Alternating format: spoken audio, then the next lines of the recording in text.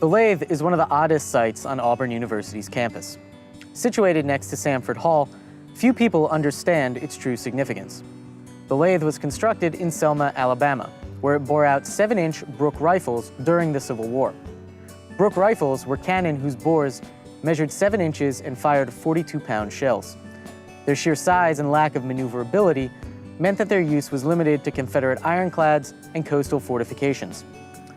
More importantly, the city of Selma's central location, distance from the front lines, pre-war production facilities, and rail connections made it one of two major industrial centers in the Confederacy, the other being Richmond, Virginia.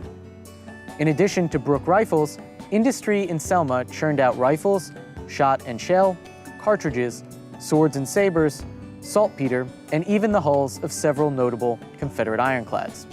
In the spring of 1864, as Major General William Tecumseh Sherman's 100,000-strong army marched towards Atlanta, Georgia, Confederate officials worried about the safety of industrial manufacturing in Selma. Both Union and Confederate commanders understood that crippling the South's already meager industrial base would effectively cripple the Confederate Army's ability to feed, clothe, and to arm itself. In July 1864, Sherman sent a mounted detachment of Union soldiers under the command of Major General Lovell Rousseau to capture Selma and move east towards Columbus, Georgia, and then Atlanta. Not privy to this plan, Confederate officials decided to move the Lathe from Selma to Columbus for safekeeping. Along the way, according to legend, hurried Confederate soldiers were forced to bury the massive Lathe in Irondale until scattered Union cavalry passed through.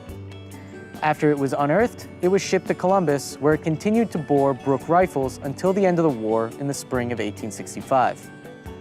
After the war, the Birmingham rolling mills purchased it and retooled it for use.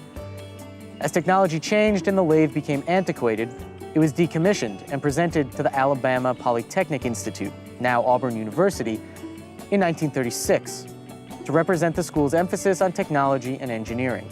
It has stood next to Samford Hall ever since.